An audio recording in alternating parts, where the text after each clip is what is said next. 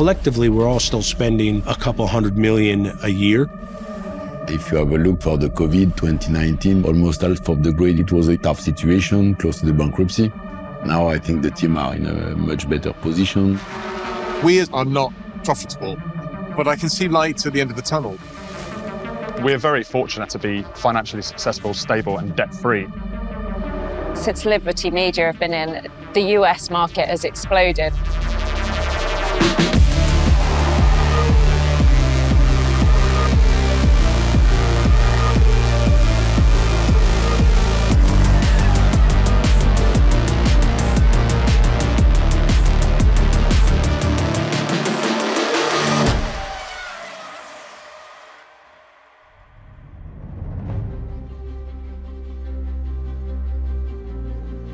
Formula One, the ultimate pursuit of speed, strategy, and sporting excellence. It's a labor of love for everyone involved, but fueling that success doesn't come cheap. It costs hundreds of millions. We, of course, have a cost cap in place, but that doesn't cover everything.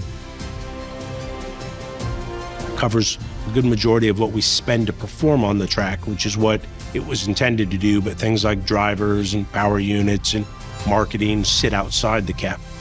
And it's a much smaller spend than it was previously, which has allowed all 10 teams to really kind of play with the same size bat.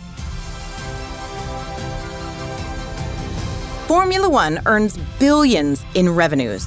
The money generated comes from a number of places, including media rights, ticket sales, merchandising, and sponsorship. That revenue is distributed to the 10 teams, depending on where they end up on the winner's table. The higher you place, the bigger slice you earn. There have been significant changes in the sport throughout the years, but it was US-based Liberty Media's purchase of F1 in 2017 that has really propelled it forward. We are not competing to any other sport.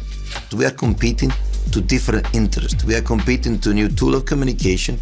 We are competing to the fact that young generation, they are comparing sport with movies, with other things that are relevant for them. So that's where we need to be focused. That's where we need to be strong.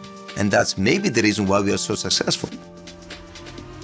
Formula One under Liberty Media's ownership has been transformed. We love the product that they're creating as a promoter. Drive to Survive Netflix series. I used to say I think it's the most important thing that's happened in motorsport for 40 years. I think now it's the most important thing that's happened in sport in 40 years. The big change is that we are much more open to new audience. And it was a little bit a change into the historically because that we were used to have the same group of fans the last 30 years. And this changed massively with Netflix a little bit, with the social media, and the direction that we took changed completely. There's a lot of fans started watching F1 through Netflix, so they are very new to the sport. And they still need to get into the basics of the sport, but in general, of course, it's growing the popularity of the sport, which I think is the most important. And that popularity means more revenues and more opportunities for everyone. Rewinding 6-7 years ago, what did we need to do as a sport? We needed a younger, more diverse global audience. We needed fiscal sustainability for the teams. The valuations of the teams now keep going up. We needed new types of corporate partners in the sport. You know, the Googles, the Coca-Colas, the Dells, who've not historically been in the sport, they're now in the sport. So if you look at everything that we were looking to achieve, we've achieved it, and I feel like we've really opened up the sport, let people show how it works, let them participate, be part of it. Out of all the races, Vegas is arguably the greatest success story. It's delivered $1.5 billion worth of economic impact to the region, which is just staggering. It's hard to fathom actually, but the infrastructure investment was really just something that we haven't seen before in the sport. For the Las Vegas Grand Prix, it's lights on and away we go! Well, I think that the reason why we directly within the Liberty Group invested in Vegas was very simple. We understood immediately the potential of the American market. We were struggling and hosting just one Grand Prix in US. And in a blink of an eye, we moved to 2 Grand Prix with Miami. The growth was phenomenal. And therefore we saw where is the place where entertainment, together with a new way of living the event, could be. And so we thought Vegas. While the ever-growing fan base and new investment from Liberty Media is welcomed, promoters still have to dig deep to make race weekends a success. The amazing thing about the ownership of Silverstone is it's owned by a small private members club called the British Racing Drivers Club, or the BRDC.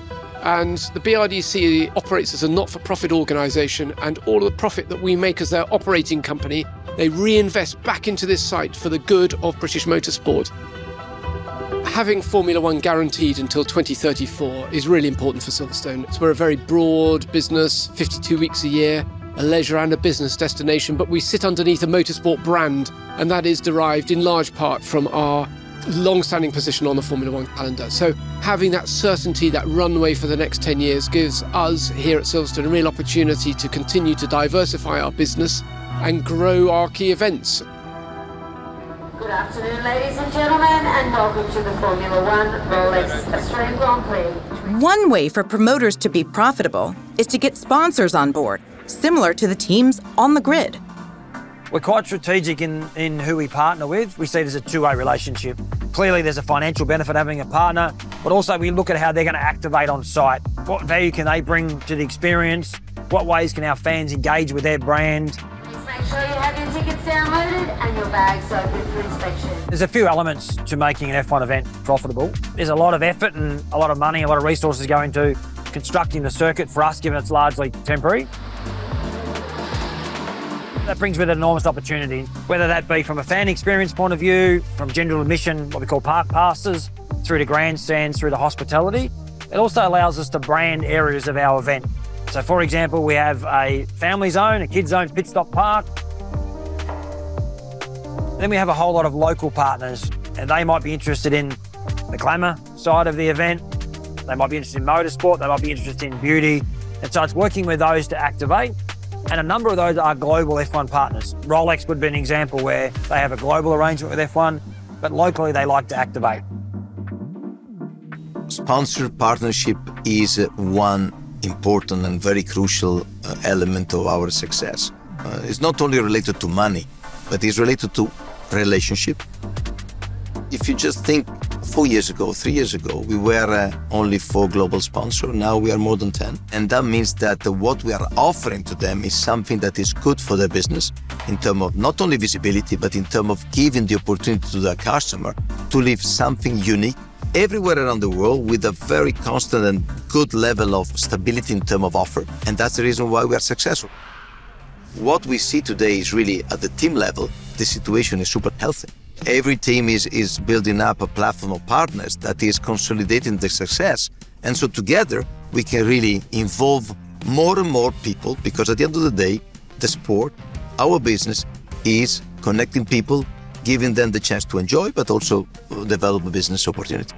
The sponsorship fees vary enormously, so you could be paying somewhere between $60 to $80 million for a title sponsorship at the top end of the grid, or maybe say 20 to 30 million near the bottom of the grid. If you look at the second tier partners, you could be talking around 30 million, and then you could have more entry level sponsorships available at around about 3 to 5 million. Financially, we've been the most successful Formula One team when it comes to commercial success over the last 5 years. There's been approximately $1 billion worth of lifetime revenue that's come into the team through partners. However, the financial success of the team probably provides around 50% of the operating revenue that goes into the team. When selecting corporate partnerships, each team is looking for something different. Full disclosure, CNBC is a sponsor of McLaren Racing. We look for companies that fit our brand, which are industry leaders. Some are the biggest brands in the world. We have more inter-brand partners than any other Formula One team. And then we've got great emerging brands that, we can help get famous fast because of the reach that Formula One has 24 times a year. I don't look for sponsors, I look for partners. because that's what it really means to us. A sponsorship's just a sticker on the car without any relationship. And that for me isn't important. What's important is having a partner that wants to be on the journey with us all the way through, not for 1 year, 3 years, but the journey bringing us back to the front. Our main owners and shareholders is Mercedes-Benz, who are the 7th largest brand in the world. We have a responsibility to make sure we partner with the best possible brands that sit nicely with Mercedes-Benz. It's a very premium, very luxury brand, and therefore that is what we're looking for any partners that join our team. We've got a very strong value proposition as a team. You know, we appeal to the 99% rather than the 1%. We are ultimately here to promote a product that's a consumer product rather than a luxury car. So we do appeal to the masses rather than the few. It's the iconic Formula One tradition, a bottle of fizz held aloft and shaken to celebrate a win. In 2023, across all race weekends, almost 70,000 bottles of Ferrari Trento were opened on podiums and in hospitality suites. It's great to step onto the podium of Formula One. This bottle is a very special bottle, the one that goes on the podium. It's a Jeroboam, which means it's a 3-liter bottle that contains Ferrari Trento Doc sparkling wine. Formula One provided us great international visibility, especially in the United States. The popularity of Formula One has grown significantly, so partnership with Formula One helped, and we could grow significantly our distribution. We almost doubled our export sales during the time of this partnership. DHL became F1's global logistics partner in 2004, but has been involved in the sport for much longer. The company is responsible for delivering 1,400 tons of race cars, fuel, and equipment to racetracks around the world. Since more than 4 decades, we already do the transportation and logistics task, growing together with Formula One. And that's a very challenging task, because when we see the growth of the sports and the popularity of the sports, it takes us to more venues, to more races, and that's quite a complicated one to deliver upon. Having the logistics business in place, we see that it generated so many interesting and relevant questions to the target audiences, to the fans worldwide, to show the world what is needed and required to really deliver the circus across the globe. But just how do the sponsors measure success? So if you break out the benefits for the sponsor, they will be monitoring the media value of the sport and looking at who the audience is and how that overlays with their customer base, their personas. They'll also be looking at it from a perception. How will the sport be influencing the perception of that brand? They'll also look at it from a direct revenue perspective. How am I entertaining my prospective customers and also existing customers, and how do I retain those existing customers? They will also look at an internal audience. How do I engage my internal audience? How do I motivate them and actually improve the positivity around the business through the lens of Formula One? One valuable piece of real estate is the logo placement on the car. We have a partner-first philosophy. We work with some of the best brands in the world, so the expectations are high and we need to deliver against those partnerships. If you look at the car, some inventory is more valuable than others, and it also depends what the partner wants out of the partnership. We track and monitor the performance from a broadcast and digital exposure standpoint, so we're pretty clear on the value that our partners can get from their logo placements on the car. There's also the question of success. Is it more profitable for brands to back a winning team?